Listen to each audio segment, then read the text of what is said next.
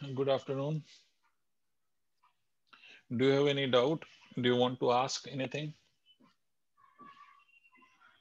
कोई डाउट है आपके पास?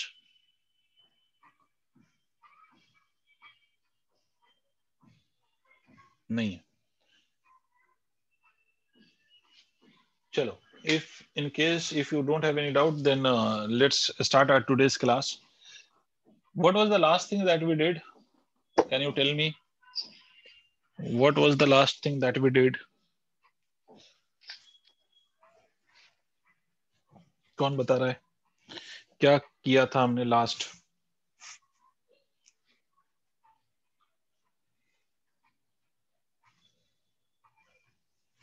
क्या हो गया? मेरी आवाज नहीं जा रही क्या? अरे लास्ट क्या करा था सर हमने? Relationship between kappa and chi. Kappa and chi.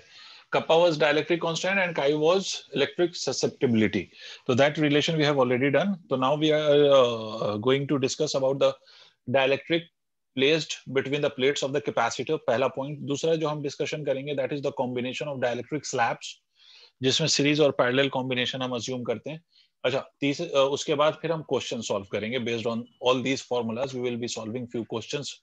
ठीक है, but before that I'll be talking about the different topics which is left of this chapter. उस पे हम पहले डिस्कशन कर लें, उसके बाद फिर हम क्वेश्चन सॉल्व करना शुरू करेंगे based on these topics, right? तो चलो, टॉपिक का नाम है sir capacitor with dielectric slab. Capacitor with dielectric slab या parallel plate capacitor with dielectric slab.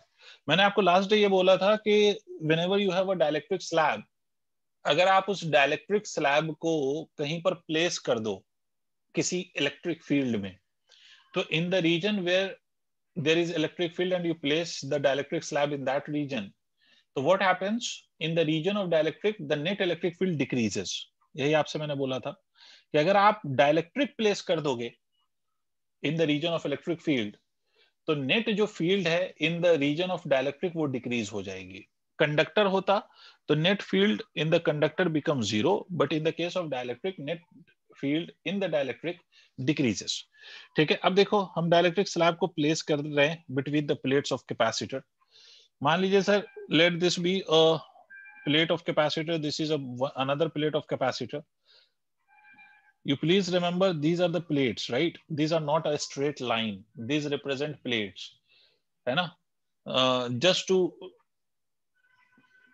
make the diagram simple, we are representing the plates by straight lines, but remember these are the plates which has some surface area. These can be rectangular plates or a square plate, or it can be a plate of disc shaped plate. तो it can be any plate which has some surface area. ठीक है, but हम इसको आसान रखने के लिए हम सिर्फ लाइंस ड्रॉ कर रहे हैं. अच्छा, इस प्लेट्स के बीच में we placed a dielectric slab. This is a dielectric slab that we have placed, whose surface area is same as the surface area of the plates. सबको समझ आ रही है मेरी बात? These are the two plates of the capacitor. ठीक है, और आप ऐसा assume कर लो कि the separation between the two plates of the capacitor is D and the thickness of this slab is T. The dielectric constant of this slab is kappa. ठीक है, and these are the two plates of the capacitor placed like this. ठीक है, आप ऐसा assume कर लो area of plate, area मतलब surface area, ये बात याद रखिएगा, surface area of plates and dielectric slab is a. दोनों का एरिया सेम है. जितना सरफेस एरिया आपके प्लेट्स का है, the same is the surface area of the dielectric slab also. ठीक है, and kappa is the dielectric constant of this dielectric slab. अब बेटा आप ये भी इमेजिन कर लो साथ साथ कि there are positive charges on these plates, और यहां पर there are negative charges on these plates. This is plus of sigma, this is minus of sigma. These are the charge densities. You are already aware of this, right? और इस region में एक electric field भी होगी. Let this is the external field. तो अब बेटा होता क्या था, याद करो कि आपसे ये बोला गया था कि whenever there will be an electric field in which the dielectric slab is kept, तो क्या होगा सर? मेरी बात ध्यान से सुनना. इस रीजन में इलेक्ट्रिक फील्ड की value will remain as E, इस रीजन में इलेक्ट्रिक फील्ड की value will remain as E, ठीक है, ये भी E, ये भी E, but in the region of dielectric electric field will not be equal to E. Why?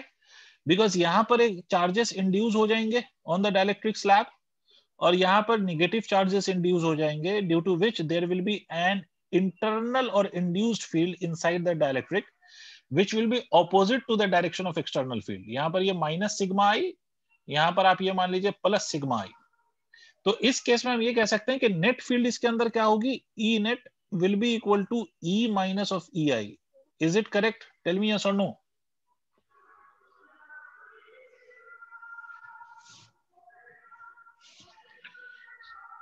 Sir, is it correct? Did you understand till here? Please tell me. Yes, sir. Okay. अब basically हमें करना क्या है, we want to find out a formula for the capacitance with parallel with dielectric slab in between. मतलब हमें parallel plate capacitor का capacitance find करना है और यहाँ पर क्या रखा हुआ है, डाइलेक्ट्रिक स्लैब रखा हुआ है in between the two plates. तो इसका हमें कैपेसिटेंस फाइंड करना है. तो how we will do that, how we will find the capacitance in this case. तो हमें मालूम है कि to find the capacitance you need two things, one is the charge and another thing is the potential difference. यही तो चाहिए हमें. Charge का क्या मतलब होता था, कौन बताएगा? Charge of a capacitor means what? Charge of which plate? Positive plate. Very good. Charge of positive plate of the capacitor. तो चार्ज तो हमें पता है sir, this will be equal to sigma A. This is one quantity that we have already calculated as sigma multiplied by A. Now we have to find out the potential difference, but the problem is कि outside the dielectric slab we have different value of electric field and inside the slab we have different value of electric field. और हमें यह भी मालूम है कि potential क्या होता है, पोटेंशियल होता है electric field multiplied by the distance, if you remember. ठीक है, हमने एक फॉर्मूला पढ़ा था, if you can recollect, dv by dx obviously with some negative sign, but अगर हम इसी को dv को हम ऐसे लिखना चाहें तो e dx लिख सकते हैं, है ना. तो अब देखो, we will be using this formula to get the value of potential difference. और कैसे लिखेंगे ध्यान से देखना. हम लिखेंगे E multiplied by D minus of T plus of E net multiplied by T. I hope सबको मेरी बात समझ में आ गई होगी. Because outside the dielectric material field is E, और E वाली जो फील्ड है, दिस फील्ड, वो कितने रीजन में है? तो that is in the region of D minus of T, है ना. ये T है, तो ये वाला जो रीजन हुआ, ये वाला और ये वाला, उसकी वैल्यू क्या लिखी जाएगी, D माइनस ऑफ T. इस रीजन में इलेक्ट्रिक फील्ड E है, और डाइलेक्ट्रिक वाले रीजन में इलेक्ट्रिक फील्ड की वैल्यू E नेट है, और उसको कितने रीजन में है, वो T थिकनेस में है वो. तो ऐसे लिखोगे आप. आई होप सबको समझ में आ गया. अब अगर आप याद करो तो मैंने आपसे एक बात बोला था. यस, बोलो. Can you repeat this part? Yes, I am repeating this again. देखो बेटा, आपके दो तरह के रीजन्स हैं. एक तो ये रीजन है which is up to a thickness of T, और बाकी के रीजन कितना होगा, ये पूरा अगर separation between the plates D है तो ये बाकी रीजन कितना होगा. तो this region and this region का सम अगर आप लिखोगे तो D माइनस ऑफ T होगा या नहीं. If you subtract T from D तो you will get the this region. Am I right? Yes. ठीक है. तो अब देखो, पोटेंशियल डिफरेंस हमने कैसे लिखा. The value of electric field E is outside the dielectric, और वो कितने रीजन में है, what is the length up to which this electric field E is extending. तो this is up to a length of D minus of T. और ये वाली जो फील्ड है, जो डाइलेक्ट्रिक के अंदर एक नेट फील्ड इंड्यूस हुई है, ये वाली फील्ड कितने रीजन में लाई कर रही है, तो it is lying over a region of length T, right. तो ये पोटेंशियल प्लस ये potential will be the net potential between the two plates of capacitor और not. Yes. Is it right? अब याद करो, मैंने लास्ट क्लास में आपको एक बात बताई थी, अगर इफ यू कैन रिमेंबर. मैंने आपको लास्ट क्लास में बोला था dielectric constant is nothing but the external field to the net field inside the material. ये बोला था मैंने, एक फॉर्मूला बताया था. According to this I can write E net can be written as E by K. ऐसा लिख सकता हूं मैं, where E is external field and this K which is actually kappa is the dielectric constant. तो delta V can be written as equal to E multiplied by D minus of T plus of this can be written as E by K where K is the dielectric constant of this dielectric slab multiplied by T। इसका मतलब मैं इस बात को ऐसे भी लिख सकता हूं बच्चों, E can be taken as common and this can be written as D minus T plus of T by K. Is it clear till here? Please respond. यहां तक आप लोगों को समझ में आ गया है तो बताइए, और नहीं आया है तो पूछिए। यहां तक समझ में आ गया तो बताइए, नहीं आया तो पूछिए। यस सर, आ गया। आ गया, बहुत बढ़िया बच्चे। तो अब देखो, अच्छा मुझे कौन बताएगा what can we write the value of E as. ये जो E एक्सटर्नल फील्ड है बिटवीन द टू प्लेट्स, ये प्लस ये माइनस, ये प्लस सिग्मा ये माइनस सिग्मा, कौन मुझे बताएगा कि what will be the value of this E between the two plates in terms of sigma? Sigma by epsilon. Very good, sigma by epsilon naught. इसका मतलब in place of E we can write this as delta V sigma by epsilon naught D minus T plus of T by K। यहां तक note करो। This we have got the second requirement, which was delta V. We have got the value of delta V now. We know the value of charge and we can divide the two to get the value of capacitance. तो यहां तक note कर लो जल्दी से।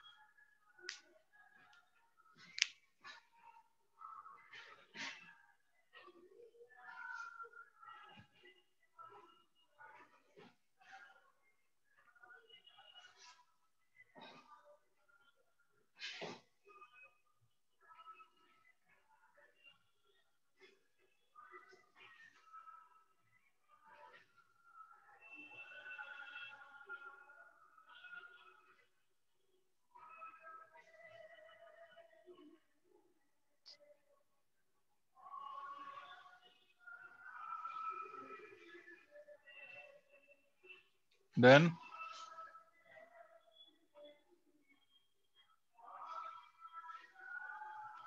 Yes, sir. okay, so we have got the value of charge, we have got the value of potential difference, and we can get the value of capacitance now. So the formula of capacitance can be obtained just by dividing the charge and potential difference. तो देखो capacitance को आप लिख सकते हो, charge was sigma multiplied by A, and this potential difference is sigma upon epsilon naught D minus T plus of T by K. So undoubtedly this sigma and this sigma will cancel out. So capacitance can be written as epsilon naught A upon D minus T plus T by K. Okay, this is the formula for the capacitance in the case when the separation between the two plates is filled with a dielectric slab of thickness T and where T and D are not equal. So this is the formula for the capacitance. लिख लिया formula. अब आप इसी में एक बात सोचो कि अगर if the whole of the region would have been filled with the dielectric, मतलब क्या सर, अगर पूरे में, यहां पर तो आप देखो कि यहां पर thickness of the slab is not equal to the separation between the plates, right? मतलब आपका जो स्लैब है वो एक लिमिटेड रीजन में फिल किया गया है। अगर मान लो कि इफ दिस हैपेंस दैट कि अगर मैं T की वैल्यू D ले लूं, इसका मतलब समझते हो, इसका मतलब ये कि इस पूरे रीजन में डाइलेक्ट्रिक स्लैब फिल हो जाए, इस पूरे में मतलब एयर कहीं पर भी नहीं हो, पूरे में डाइलेक्ट्रिक स्लैब हो, such that T becomes equal to D। तो कैपेसिटेंस को मैं कैसे लिख सकता हूं, epsilon naught A divided by D। T और D दोनों इक्वल हैं, तो D plus D by K लिख सकता हूं बेटे। Undoubtedly this D and this D will cancel out। तो कैपेसिटेंस इस केस में मैं क्या लिख सकता हूं, देखो epsilon naught A upon D by K, जिसको मैं ऐसे भी लिख सकता हूं सर कि C is equal to K epsilon naught A by D। मुझे कौन बताएगा कि what is this called as epsilon naught A by D, क्या चीज है, कौन बता रहा है? What is this value epsilon naught A by D? What is this? What is being represented by this epsilon naught A by D? तो sir ये capacitance का ही फॉर्मूला है। कब? When there is air between the two plates of capacitor। याद करो, इससे पहले जो हमने कैपेसिटेंस का फॉर्मूला ड्राइव किया था वो formula epsilon naught A by D ही तो था, इससे पहले जब हमने ड्राइव किया था। Yes sir. नहीं याद आ रहा है ना? तो इसका मतलब मैं क्या कह सकता हूं, मैं कह सकता हूं कि this can be written as K multiplied by capacitance, CA का मतलब कैपेसिटेंस इन एयर। CA जो मैंने लिखा है वो सिर्फ ये बताने के लिए कि this is the formula of capacitance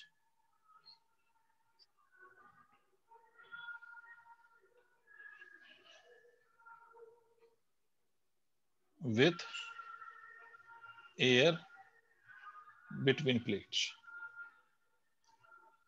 इसका मतलब अगर आप पूरे रीजन में डाइलेक्ट्रिक स्लैब फिल कर दोगे कंप्लीटली तो आपका कैपेसिटेंस इंक्रीज हो जाता है।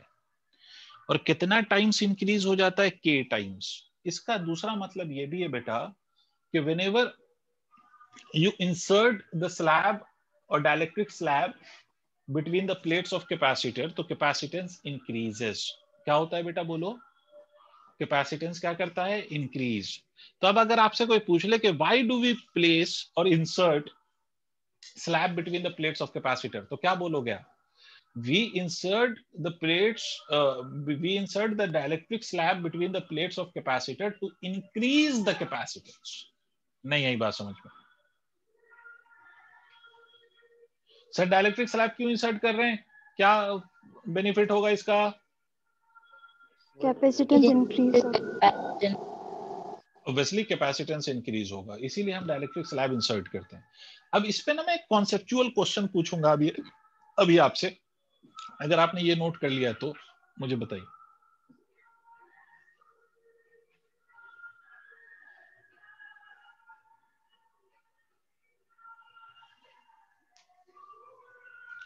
यहां तक नोट कर लिया आपने? गुड। अब मेरी बात ध्यान से सुनिएगा, मुझे कुछ चीजें आपको याद भी दिलानी पड़ेंगी, बट मेरी बात ध्यान से सुनिएगा। पहले तो मैं इसको इरेज कर दूं, थोड़ा सा ध्यान दीजिएगा। एक कॉन्सेप्चुअल सवाल क्वेश्चन पे लाना चाहता हूं मैं आपको। सर पहली बात तो आपको याद हो तो energy was written between the plates of capacitor as Q square by 2C, है ना? अगर आपको याद आ रहा हो तो एनर्जी को हम ऐसे भी लिख सकते हैं सिग्मा का square A square, because Q can be written as sigma into A 2 epsilon naught A by D, ये ऐसे लिखें। तो इसको आप ऐसे भी लिख सकते हो, ध्यान से देखिएगा कि half into this can be written as sigma square divided by epsilon naught multiplied by D A square by A। I'm doing nothing, just rearranging everything। ठीक है, A will cancel out this A। Correct है sir? Am I right? देख लो अच्छे से। Yes sir. ठीक है, अब एक बात और सोचो, इसको मैं एक काम कर रहा हूं, ए डी को मैं एज इट इज रखूंगा half sigma square upon epsilon not. I'll multiply this with epsilon naught and divide this with epsilon naught। If I do this, u by AD इधर ले आए। ये अगर मैं ऐसा कर दूं तो मुझे एक बात बताओ, can I write this as sigma square upon epsilon naught का स्क्वायर इनटू एप्सिलॉन नॉट? देखो अच्छे से,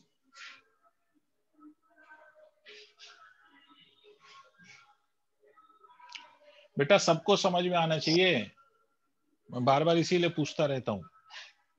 कहा नहीं समझ में, मुझे पूछो मैं बताता हूं।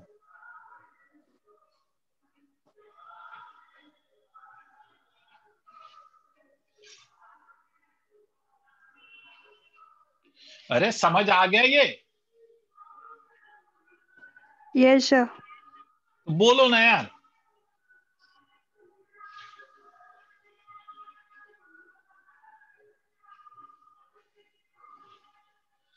कौन बताएगा कि what is sigma square upon epsilon not epsilon not square? इसको अगर मैं ऐसे लिख दूं u बाई ए डी, तो एक बात बताइए, half into sigma upon epsilon naught का होल स्क्वायर भी इसको लिख सकता हूं into epsilon naught as it is.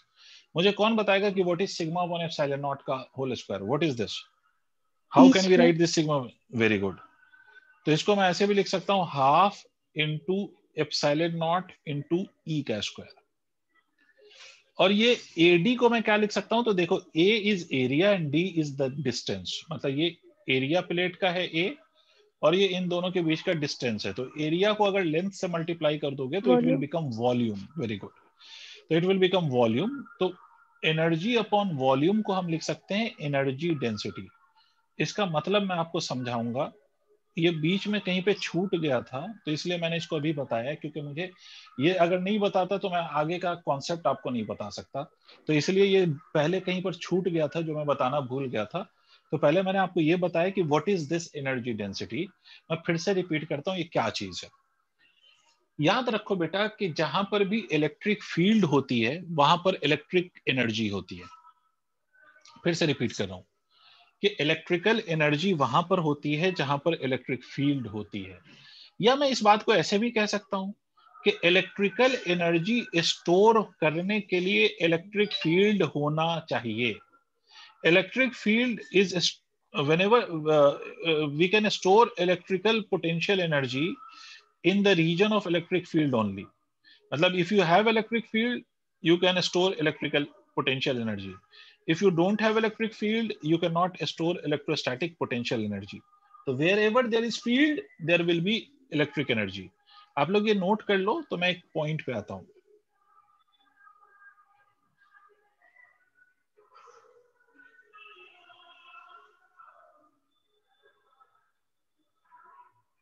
Done sir.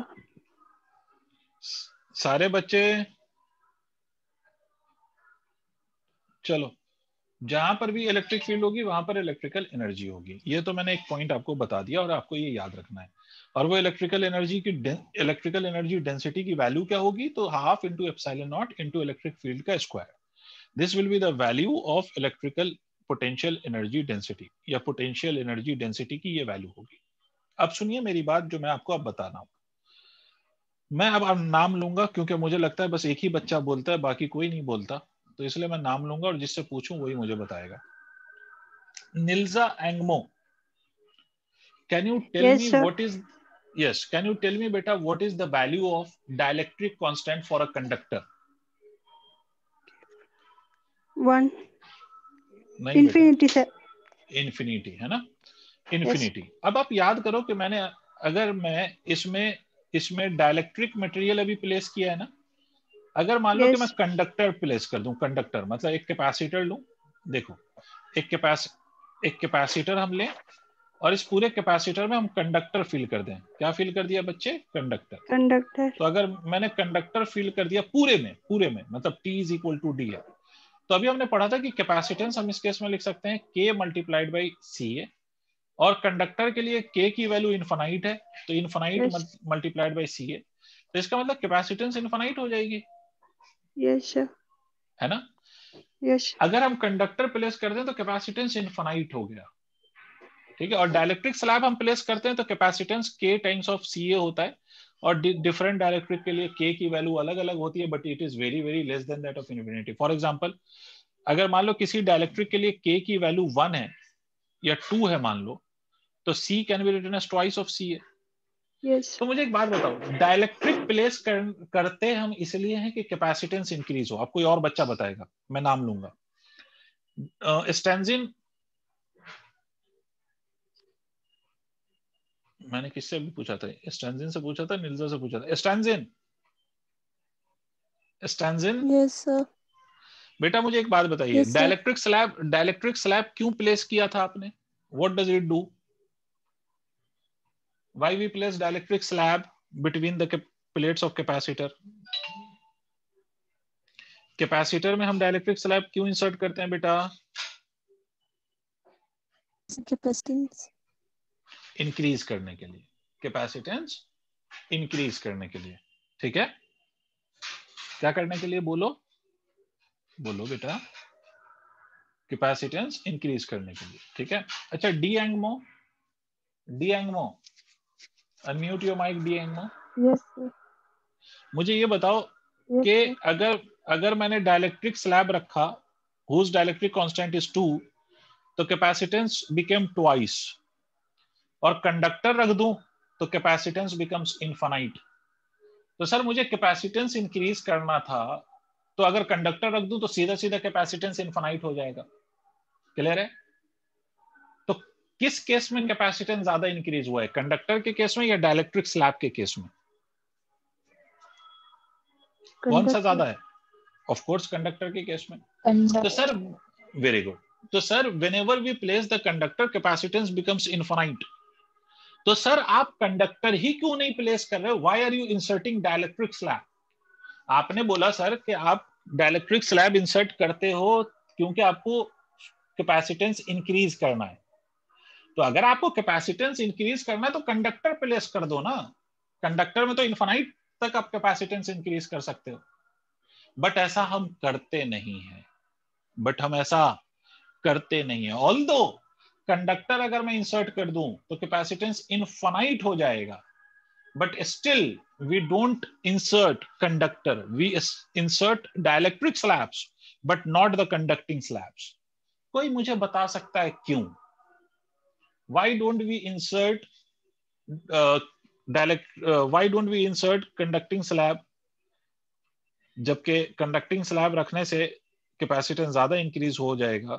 तो why don't we insert conducting slab? Why we only insert dielectric slab? Anyone?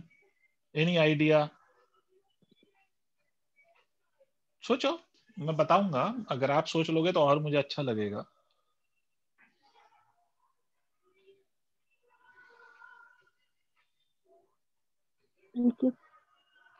हाँ बोलो, कोई बोल रहा है, बोलो बेटा।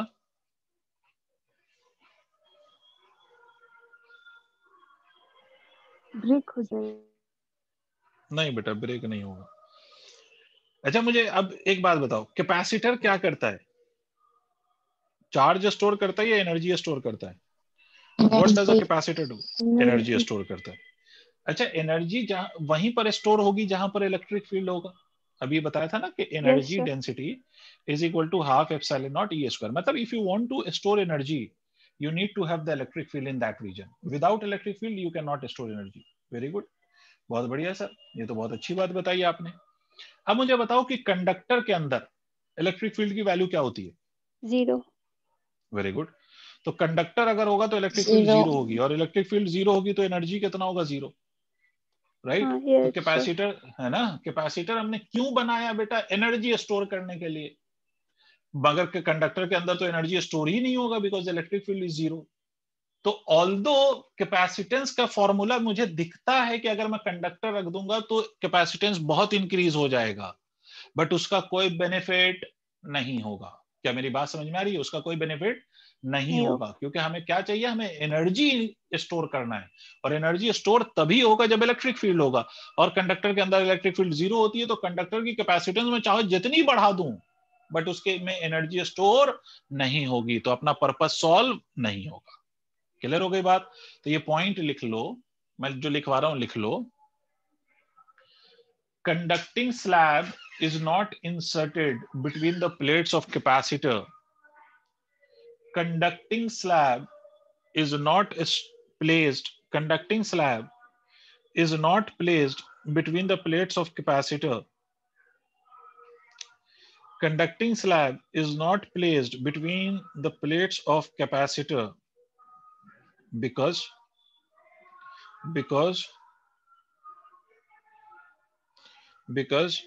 electric field inside the conductor is zero. Because electric field inside the conductor is zero. Because electric field inside the conductor is zero. लिख लिया? Because electric field inside the conductor is zero. Yes. Due to which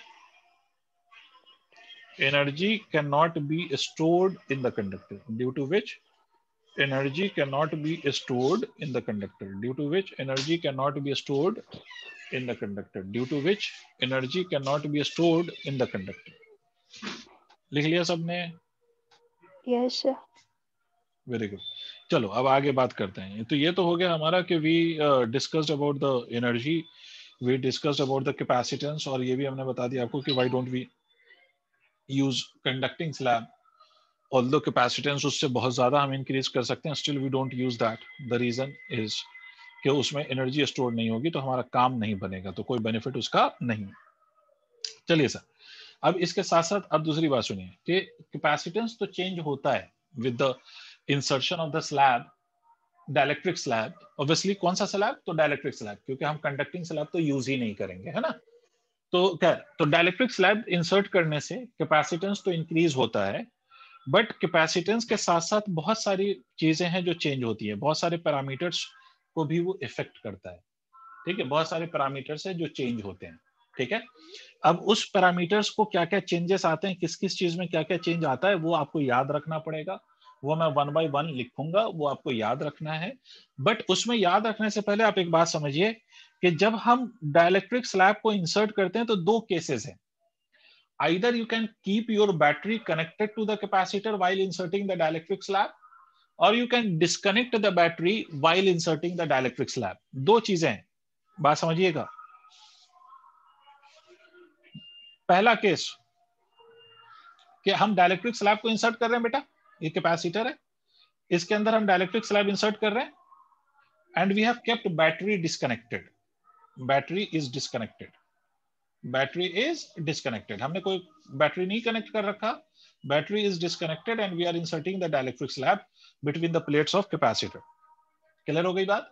तो इस case में क्या क्या parameters हैं that will change. तो सबसे पहली बात समझो कि भाई कैपेसिटेंस, डाइलेक्ट्रिक स्लैब इंसर्ट करोगे तो क्या होगा, कैपेसिटेंस इंक्रीज होगा या डिक्रीज होगा। और ये इमेजिन करना कि पूरे में स्लैब इंसर्ट कर रहे हो, मतलब ये इमेजिन करना, अस्यूम कर लो, अज्यूम करो, क्या अज्यूम करोगे आप कि T is equal to D है, ये आप अज्यूम करते हुए बात करते हैं। क्लियर है सर? अब मुझे बताइए, Yes.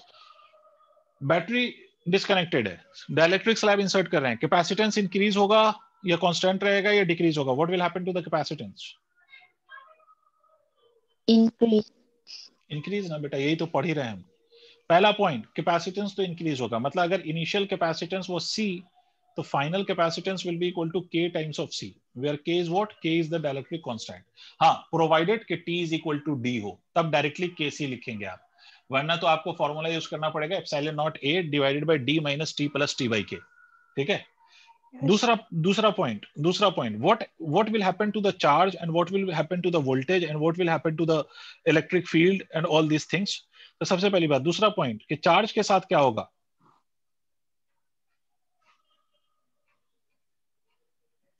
Remains charge same. में कोई चेंज नहीं आएगा। अगर पहले चार्ज Q था तो बाद में भी चार्ज कितना रहेगा, Q। क्यों बेटा? मैंने आपको एक बात बताया था, अगर आपको याद हो, कि जब भी आप कैपेसिटर को चार्ज करते हो तो charge from one plate of the capacitor goes to the, है ना, charge from one plate goes to the another plate with the help of cell और बैटरी। चार्ज को मूव कराने का काम कौन करेगा, बैटरी या सेल। लेकिन आपने बैटरी या सेल कनेक्टेड नहीं रखा है तो चार्ज को कोई मूव नहीं करा सकता, तो इसलिए जिस प्लेट पे जितना चार्ज है उतना ही रह जाएगा। समझ गए? Point number third, what will happen to the potential in this case and what will happen to the electric field in this case. तो आपको मालूम है कि अगर हमने इलेक्ट्रिक फील्ड मतलब अगर डाइलेक्ट्रिक स्लैब रखा है, अगर पहले इलेक्ट्रिक फील्ड E थी तो final electric field will become E by K और नॉट? टेल मी यस और नो। भाई डाइलेक्ट्रिक स्लैब के अंदर इलेक्ट्रिक फील्ड डिक्रीज हो जाती है ना। सिमिलरली फोर्थ पॉइंट, अगर इनिशियल वोल्टेज V था तो फाइनल वोल्टेज कितना होगा, वो भी V by K हो जाएगा। अगर इलेक्ट्रिक फील्ड डिक्रीज हुई है तो पोटेंशियल भी डिक्रीज हो जाएगा। समझ रहे हो? फिफ्थ पॉइंट, इनिशियल एनर्जी मान लो हाफ CV स्क्वायर था, तो फाइनल एनर्जी आप क्या लिखोगे, हाफ, कैपेसिटेंस हो गया KC और पोटेंशियल हो गया V by K after the insertion of the slab, right. तो U final will become equal to half into CV square multiplied by K by K square। Am I correct? One K will cancel out by another K। तो आप यहां देखो तो U final को मैं ऐसा नहीं लिख सकता U initial by K। Did you understand? Please respond। क्या ये सारे पॉइंट्स आपको समझ में आ गए हैं? You will have to remember all these points। Is it clear till here? Please tell me। Sir वो इलेक्ट्रिक फील्ड और पोटेंशियल वाला दोबारा से बता दीजिए। फिर से सुन लीजिए बेटा, आपको एक बात मालूम है ना कि किसी भी रीजन में अगर हम डाइलेक्ट्रिक स्लैब इंसर्ट करते हैं तो in that region electric field decreases ना बेटा। तो याद करो कि नेट फील्ड क्या हो जाता है, net E field minus external EI। Field divided by K हो जाता है ना। तो इसलिए हमने क्या लिखा, हमने लिखा अगर मान लो पहले फील्ड E थी तो बाद में वो फील्ड क्या हो जाएगी, 1/K टाइम्स ऑफ E। नहीं, ये बात सुन लो, ठीक है, 1/k टाइम्स हो जाएगा ना। और जो इलेक्ट्रिक फील्ड के साथ जो होगा, the same will happen to the electrostatic potential, it will also decrease. और क्या होगी उसकी फाइनल वैल्यू? तो initial value divided by k। ये नोट कर लो तो बताओ, तो फिर मैं आगे बात करता हूं दूसरे केस पे।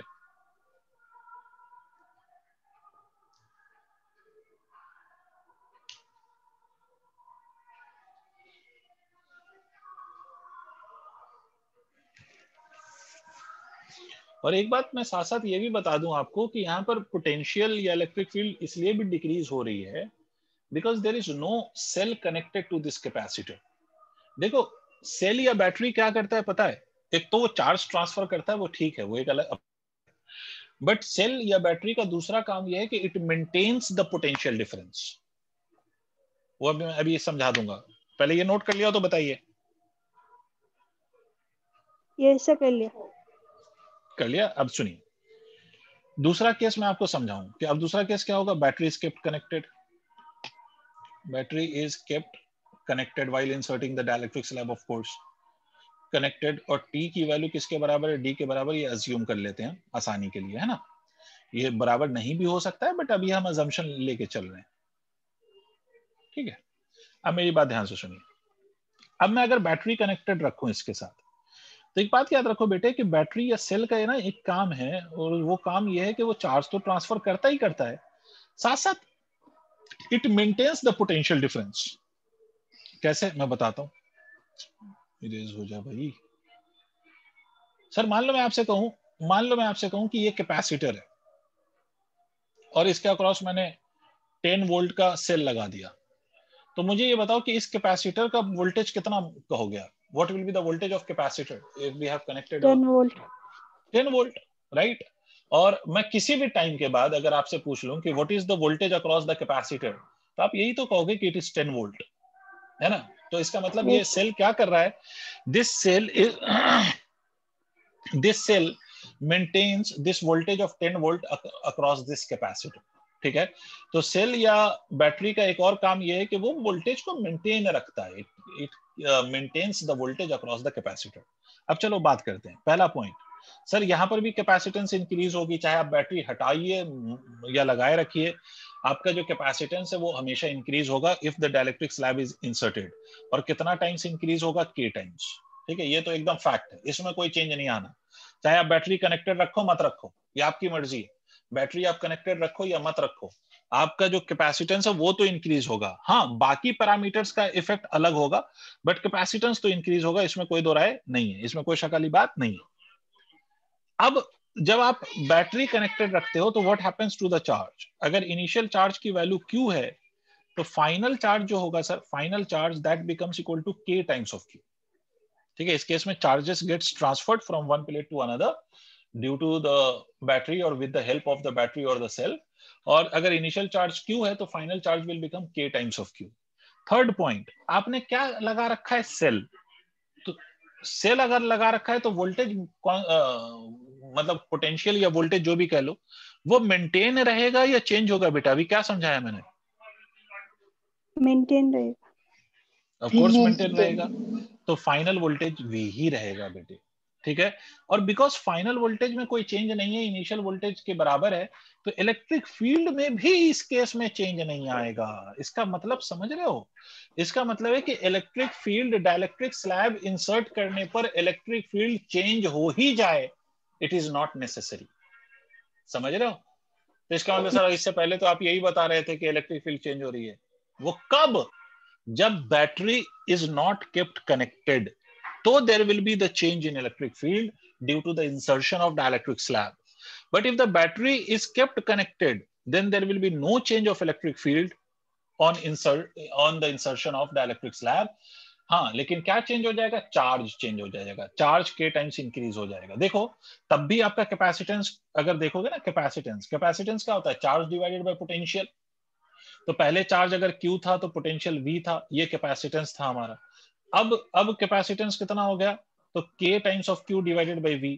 ये हमारा इनिशियल कैपेसिटेंस k टाइम्स से मल्टीप्लाई हुआ, तो ये देखो फिर से फाइनल कैपेसिटेंस kc हो गया या नहीं हो गया? मतलब पता नहीं क्या बोले सर, समझ नहीं आया।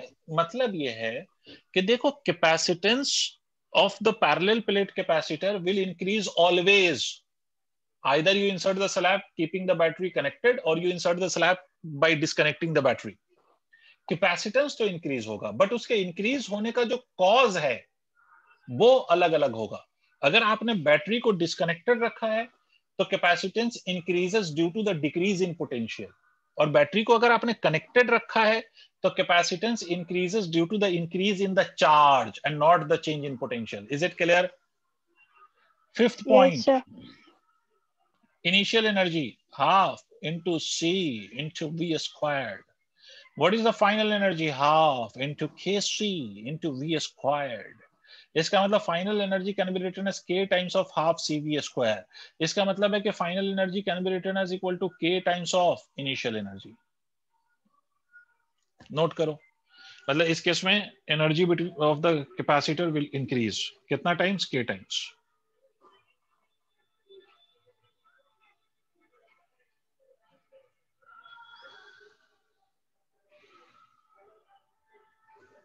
Done, sir.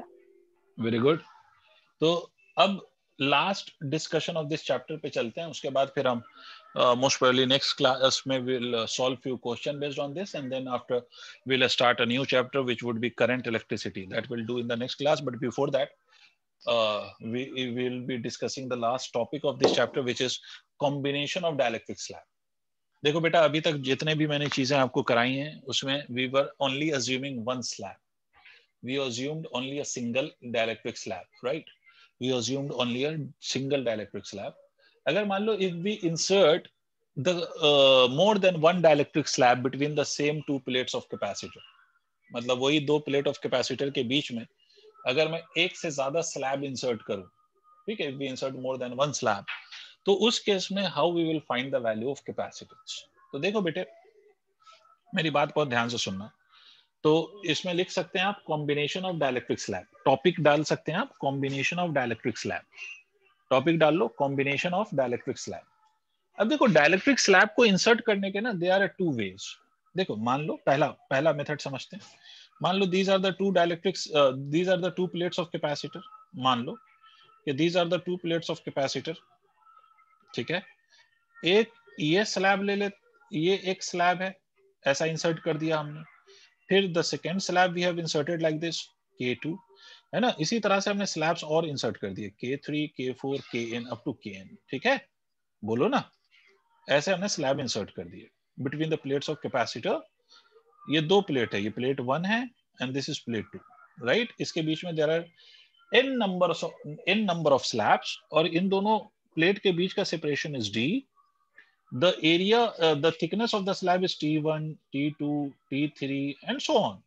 They can be equal or they can be unequal. ठीक है, मतलब मैंने अलग अलग माना है, T1, T2, T3 माना है, वो इक्वल भी हो सकते हैं, ठीक है. अच्छा, area of plate and slabs is A.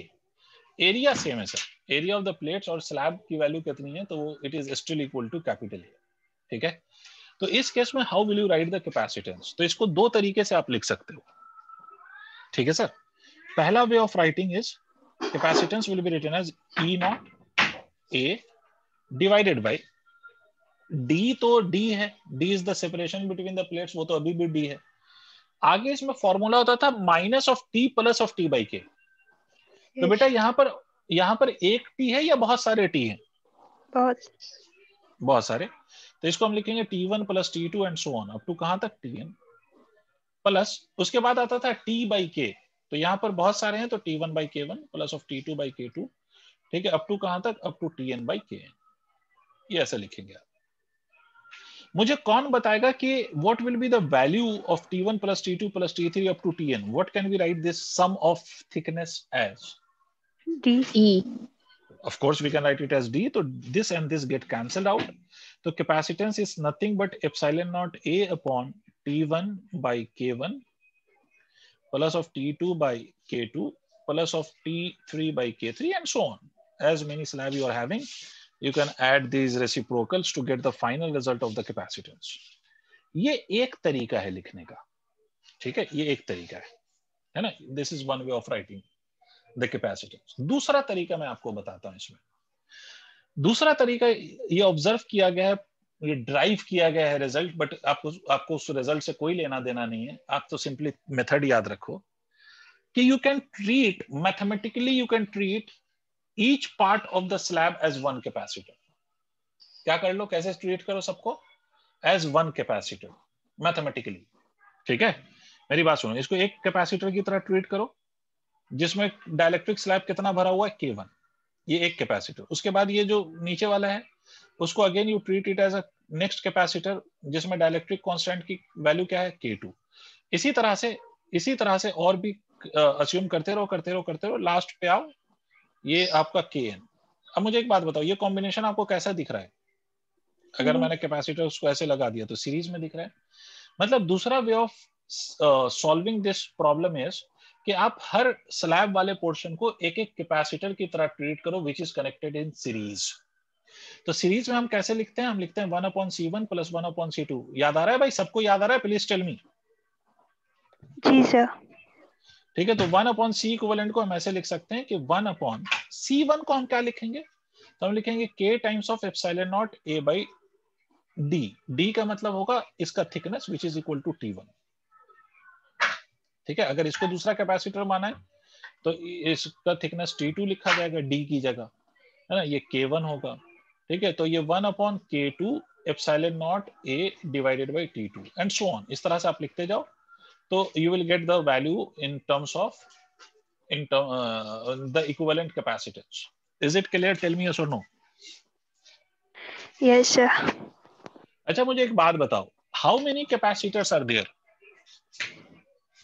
Is it one capacitor or n number of capacitor in this arrangement? N How many number. capacitor? N number. No. आप कहोगे अभी तो बोला था कि सबको एक एक कैपेसिटर ट्रीट कर लो। अगर आप याद करो तो I have used a word, और मैंने साथ में एक वर्ड ये बोला, मैथमेटिकली। आपने सुना वो वर्ड? अगर नहीं सुना तो रिकॉर्डिंग में सुन लेना दोबारा। Yes sir. I use a term के मैथमेटिकली। अब क्वेश्चन अराइज ये होता है कि why did you use this term कि mathematically they are in series? इसलिए बेटा कि जब हमने इसको पूरा सॉल्व किया ना तो we got this kind of result, और वो रिजल्ट ऐसा था कि अगर हम सबको एक एक कैपेसिटर मान लें और सॉल्व करें तो जो रिजल्ट आता वही फाइनल रिजल्ट निकला, वो आफ्टर ऑल द कैलकुलेशन। और वो कैलकुलेशन आपको इसलिए नहीं बताया जा रहा है क्योंकि it is not required for you, neither it is given in your syllabus. ठीक है, मतलब इसका रिजल्ट वैसा ही आ रहा है, रिजल्ट वैसा ही आ रहा है, बट कैपेसिटर कितने हैं? सिर्फ एक। सर ये कौन सी बात हुई? कैपेसिटर इसलिए एक है। मुझे एक बात बताओ, अगर मैं 2 मेटालिक प्लेट लूंगा तो how many capacitor will it form? Metallic plate 2 ले लो तो एक कैपेसिटर बनेगा। यहां पर मेटालिक प्लेट कितने मेटालिक प्लेट हैं आपको? 2 ही है ना, ये एक और ये दूसरा। तो कैपेसिटर कितना बनेगा? एक ही बनेगा सर, एक ही बनेगा। इसीलिए मैंने कहा मैथमेटिकली इसको आप डिफरेंट को एक एक कैपेसिटर की तरह ट्रीट करके सॉल्व कर सकते हो मैथमेटिकली। बट अगर आपसे कोई पूछे कि physically how many capacitors are there, तो आप कहोगे सिर्फ सर एक ही कैपेसिटर है। ऑल्दो उसको हम ट्रीट करके सॉल्व कर सकते हैं इस तरह से, बट कैपेसिटर तो सर एक ही है। नहीं आई बात समझ में? Yes. Do you know about the colour of buffalo? It varies. Buffalo का कलर पता है आप लोगों को? क्या होता है? व्हाइट होता है? क्या होता है? व्हाइट, ग्रे, कैसा? अरे बफेलो देखा है सब? अच्छा चलो, काऊ देखा है? काऊ के डिफरेंट कलर्स हो सकते हैं, इसीलिए मैंने बफेलो बोला था। बफेलो का कलर ब्लैक होता है ना? ब्लैक होता है, मानते हो? तो क्या हर ब्लैक दिखने वाली चीज को बफेलो कह सकते हो? No sir. No sir. ये क्यों बोला मैंने? क्या यहाँ पर सेंस था इसका? तो मैं आपको ये सेंस ये बता रहा हूं कि ऑल्दो यहाँ पर we can apply the formula of series combination of capacitors, but इसका ये मतलब नहीं है कि ये भी सीरीज ही है।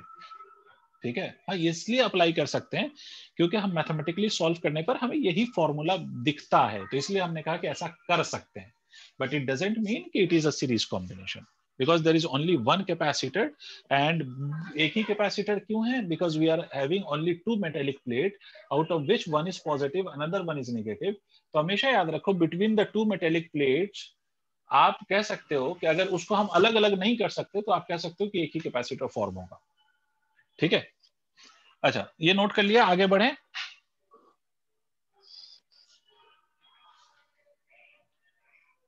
Yes sir.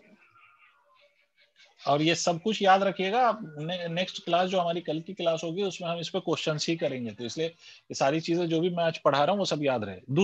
दूसरा कॉम्बिनेशन आप ध्यान से सुनो। नेक्स्ट कॉम्बिनेशन, आप यही प्लेट्स लो, अब इसमें डाइलेक्ट्रिक स्लैब ऐसे इंसर्ट कर दो। पहले हॉरिजॉन्टली इंसर्ट किया था ना बेटा, अब वर्टिकली कर दो। ऐसे कर दिया K2, K3 and so on and so fourth, such that it plates के पूरे सेपरेशन इज D। अब मुझे एक बात बताओ बेटे कि अगर ये प्लेट इस कैपेसिटर के प्लेट का एरिया A है, ठीक है, मेरी बात सुनना, और इसमें इतने ये ऐसा एक डाइलेक्ट्रिक स्लैब हमने इंसर्ट किया है, तो ये इसका जो सरफेस एरिया होगा इस डाइलेक्ट्रिक स्लैब का, will it be exactly equal to A और it will be less than A? ये एक स्लैब है। एग्जैक्टली नहीं, ये एक स्लैब है, तो ये इस प्लेट का कितना एरिया ऑक्यूपाई कर रहा है? How much of the area it is occupying? Is it exactly A और what? No sir, not exactly. Of course it is something different, right? ठीक है, इसी Yes. तरह से अगर मैं दूसरा डाइलेक्ट्रिक स्लैब ऐसे लगा दूं, ऐसे, ठीक है, तो इसका ये एरिया होगा, ये प्लेट का कितना एरिया ऑक्यूपाई कर रहा है, तो ये एरिया होगा। ठीक है, ये एरिया, इसका मतलब इस केस में the area of the slab, ठीक है, विल बी डिफरेंट। इसका मतलब समझना कि the area which is occupied by the slab, किसका एरिया? प्लेट का area which is occupied by the slab, वो डिफरेंट है। मतलब ये A1 है, ये A2 है एंड सो ऑन, ये A3 है, इस तरह से, मतलब एरिया अलग अलग है। ये प्लेट पे पॉजिटिव चार्जेस मान लो, this plate is negatively charge. ठीक है, अब मुझे एक बात बताओ, how many capacitors can you see here? देखता हूं कितने के पास अकल है। How many capacitor can we see here? 1। No, कहोगे पागल बनाता ही। N। अब कहोगे कि सर अभी भी तो 2 ही प्लेट है, तो अब आप N क्यों कह रहे हो?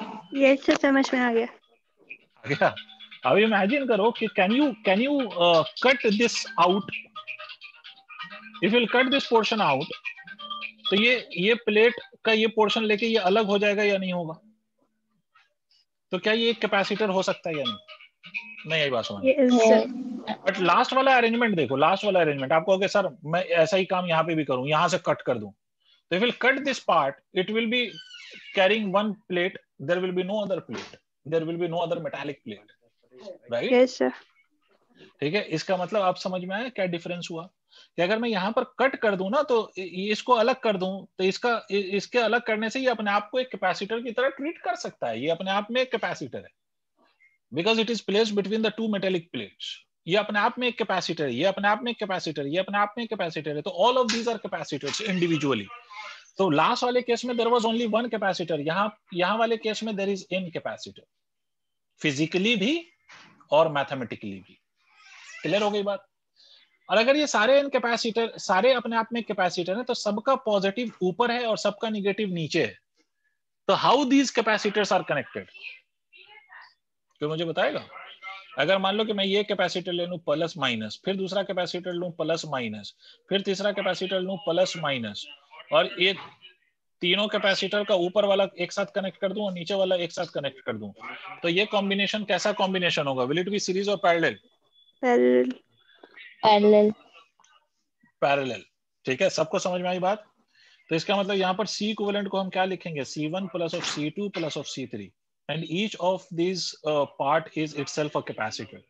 इसका मतलब इसको मैं ऐसे भी लिख सकता हूँ K1 multiplied by epsilon naught A1 divided by D plus of K2 epsilon naught A2 by D plus of K3 epsilon naught A3 by D and so on and so forth. You can add all these terms. As many capacitor you can have, you will add all those capacitances to get the equivalent capacitance. Is it clear? Yes, sir. Okay, so this is all for today. Rest, we'll solve few questions based on this, and then we will start a new chapter. But all we do in the next class. Thank you.